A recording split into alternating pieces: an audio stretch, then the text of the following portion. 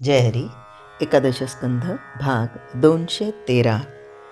30व्या अध्यायामध्ये आपण पाहतोय की परीक्षित राजाला शब्द शस्त्र लागलेलं होतं, म्हणजे शब्द बाण अर्थात शाप मिळालेला होता की 7 दिवसामध्ये तक्षक दंश करून तुझा मृत्यू येईल.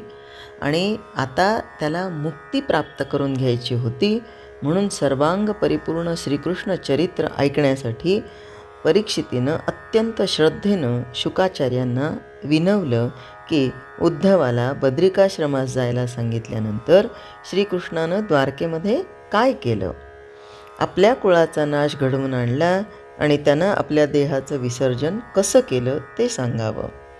वास्तविक श्रीकृष्ण परिपूर्ण ब्रह्म होता, त्याला शापबंधन बांधण्यासारखं नव्हतं. असं असून त्यानंही यादव वंशातील शरीर सोडून ब्रह्मशाप खरा केला. विश्वाची उत्पत्ती, स्थिती आणि लय ज्याच्या इच्छा मात्रे करून होतात, त्यानं आपला देह कसा ठेवला हे मोठं गूढच आहे. शिवाय तो देह इतका सुंदर होता की त्याला डोळ्यांनी नुसतं पाहिलं की जीव आनंदानं भरून जात असे. 11ही इंद्रियांना निरंतर गोडी लागून ती भोगता भोगता अधिकच आवड उत्पन्न होई. श्रीकृष्णाची गोडी अगदी अवीट होती. बाला, मुग्धा, प्रौढा आणि प्रगल्भा 4ही प्रकारच्या स्त्रियांना श्रीकृष्णमूर्ती भुरळ पाडत असे. कोणतीही स्त्री, मग ती मोठी धार्मिक, धैर्यवान, पतिव्रता, अतिवृद्ध, अतिनिष्काम किंवा जिनं काम भोगलाच नाही अशी कशीही असली तरी तिनं एकदा श्रीकृष्णमूर्ती पाहिली की पाण्याची आणि मिठाची गाठ पडावी तशी तिची दृष्टी परत फिरतच नसे. डोळ्यांना श्रीहरीच्या सुंदर स्वरूपाचं वेडच लागे. बिचाऱ्या स्त्रियाच कशाला, पण संत, विरक्त आणि परमार्थी अशांच्या कानावर कृष्णकीर्ती पडली तर श्रीकृष्णाची मूर्ती त्यांच्या देखील मनात ठसत असे. चित्तात श्रीकृष्णमूर्ती ठसली की त्यांचं चित्त कृष्णरूपच बनून जायचं. कृष्णाची कीर्ती संतांच्या चित्तवृत्ती आकर्षून घेईल यात नवल नाही, पण चंदनाचा वारा लागला म्हणजे खैरसुद्धा चंदन होऊन जातात. त्याचप्रमाणे श्रीकृष्ण कीर्ती प्रेमानं श्रवण केली असता असंतही संत पदवीला चढतात. महाकवींना श्रीकृष्ण कीर्ती वर्णन करताना अपार स्फूर्ती येते, कारण नवही रसात रंगणारा असा श्रीकृष्ण एकटाच पुरुष त्यांना दिसतो. कृष्णमूर्तीचा महिमा खरोखर अगाध आहे, कारण ती ऐकून कृष्णमूर्तीचं ध्यान लागतं आणि त्या ध्यानानं तद्रुपता येते. प्रेमानं त्याचं चिंतन करणाऱ्यास तद्रुपता होते, यात नवलच नाही. परंतु त्याच्याकडे द्वेषानं पाहणारे देखील तशाच ध्यानानं मुक्त होऊन गेले असा शुद्ध चैतन्यमय देह श्रीकृष्णानं आपलं काम संपल्यावर शांतपणे ठेवला. काय झालं तर द्वारकेत उत्पात झाले. संकट असो की भाग्य असो, कोणताही प्रसंग प्रत्यक्ष येण्याअगोदर त्याची छाया निरनिराळ्या घटनांतून उमटते. आधी होणाऱ्या अनेक घटनांपुढे येणाऱ्या शुभाशुभ प्रसंगांची सूचना देत असतात. सामान्य माणसाला त्या घटनांचा अर्थ कळत नाही, त्यामुळं प्रत्यक्ष प्रसंग आल्याबरोबर तो गांगरून जातो. श्रीकृष्णासारख्या महाज्ञानी आणि लोकसंग्रही परोपकार करता पुरुष पृथ्वीवरून नाहीसा व्हायचा ही काही गोष्ट सामान्य अशी नव्हतीच. त्याचप्रमाणे ज्या यादवांनी एवढं ऐश्वर्य भोगून वैदिक धर्माची पताका वर फडकवत ठेवली, ते नामशेष होण्याचा प्रसंग देखील मोठा विलक्षण होता. त्याच्या सूचना कशा मिळाल्या याचं वर्णन इथे आढळतं. त्या सूचनांचा अर्थ फक्त थोड्याच लोकांना समजला. द्वारकेमध्ये अनेक विघ्न येऊन कोसळली. भूलोक, भुवरलोक आणि स्वरलोक तिन्ही ठिकाणी मोठमोठे उत्पात झाले. दिवसा तारे पतन पाहू लागले. मोठमोठे विलक्षण धूमकेतू प्रगट झाले. भूकंप होऊन मोठे आवाज झाले, मोठे स्फोट झाले. सोसाट्याचा वारा सुटून मोठी झाडं उलथून पडली. भयंकर वावटळी वाहू लागल्या. विजांचा मोठा कडकडाट होऊ लागला. सूर्यचंद्रांना खळी पडली. आकाशात दिशा जळत असल्यासारख्या दिसू लागल्या.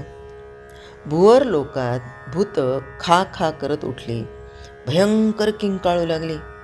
दिवसा ढवळ्या घुबडं ओरडू लागली. राजवाड्यासमोर कुत्री रडू लागली. यादवांच्या छाया मस्तकांशिवाय दिसू लागल्या. शत्रुगृहात सारे क्रूर ग्रह एकत्र झाले. अशी दुःखसूचक अरिष्ट पाहून यादव घाबरले.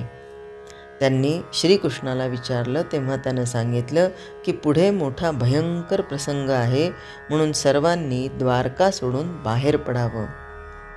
शंखोद्वार तीर्थामध्ये बायका, मुलं, म्हातारी माणसं ठेवावी आणि यादववीरांनी प्रभास तीर्थाला जावं.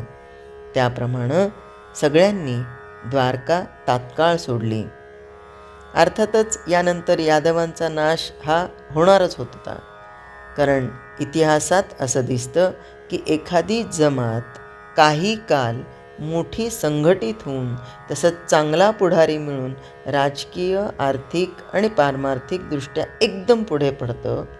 अनेक कर्तृत्ववान स्त्री पुरुष जीवनाच्या भिन्न क्षेत्रात संस्मरणीय कामगिरी करतात. पण 2-3 पिढ्या गेल्यावर त्या जमातीतील अंतर्यामींची शक्ती क्षीण होते आणि आरंभीचा ध्येयवाद बाजूला राहून समाजातील चांगले स्त्री पुरुष देखील केवळ भोगासक्त बनतात. जोपर्यंत त्यांच्यात कोणी मोठा शास्ता असतो तोपर्यंत कलहवृत्ती दबून राहते. तो मागे सरला किंवा नाहीसा झाला की लगेच आपापसात संघर्ष उत्पन्न होऊन सारी जमात नामशेष होते. यादवांचं असंच व्हायचं होतं. तर आपापसात लढून सर्व जमात नामशेष होण्याच्या या प्रकाराला यादवी असं म्हणतात. श्रीकृष्णानं यादवांची ही गती बरोबर ओळखली होती.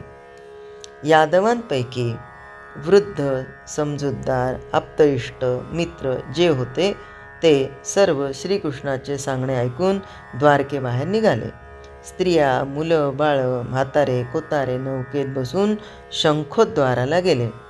रथ, हत्ती, घोडे, चतुरंग सैन्य बरोबर घेऊन श्रीकृष्णासकट सगळे यादववीर प्रभासला गेले. अरिष्ठांची शांती व्हावी म्हणून त्यांनी संपूर्ण तीर्थविधी केला. नाना प्रकारची दानं दिली. मोठं अन्नदान केलं आणि साऱ्या यादवांनी मिळून भोजन केलं आणि विधीपूर्वक पारणं सोडलं. पण नियतीची गती मोठी विचित्र असते. भोजन झाल्यावर आपलं अरिष्ट आता नाहीसं झालं या कल्पनेनं उंची मद्य आणून त्यांनी मद्यपान करण्यास आरंभ केला.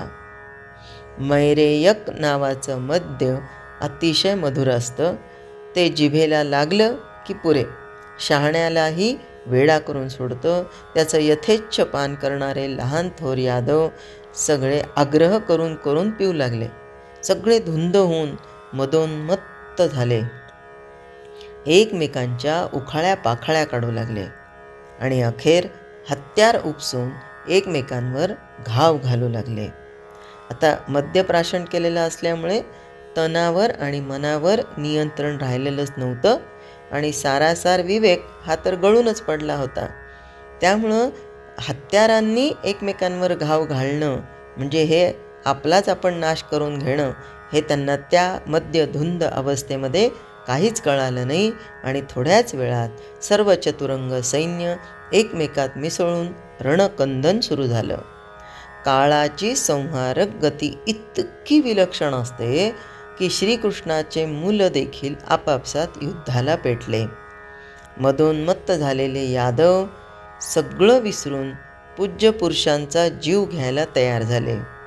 बाप, लेक, चुलता, पुतण्या, मामा, भाचा, आजोबा, नातू आणि जिवलग मित्र एकमेकांचा जीव घेऊन रणात पडले.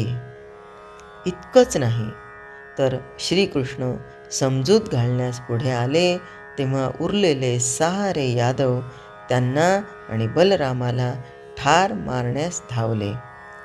आपल्यावरच प्रसंग आलेला पाहून बलराम आणि कृष्णांनी मोठ्या शर्थीनं स्वतःचं संरक्षण केलं. सारांश काय तर वेळूच्या बेटातील वेळू एकमेकांवर घासून विस्तवाची ठिणगी पडते आणि तिनं सर्व अरण्य जळून जातं. त्याचप्रमाणे श्रीकृष्णाच्या समोर सगळ्या यादव कुळाचा नाश झाला. जय हरी. स्तोत्र, मंत्र, संपूर्ण भगवद्गीता, एकनाथी भागवत आणि श्रीमद भागवत कथा नित्य ऐकण्यासाठी आणि त्याचबरोबर डोहाळे, पाळणे, उखाणे आणि खास महिलांसाठी किचन टिप्स हे ऐकण्यासाठी माझ्या या चॅनलला आपण अजून सबस्क्राईब केले नसेल तर एकदा नक्की सबस्क्राईब करा आणि हो, लाईक व शेअर करायला विसरू नका.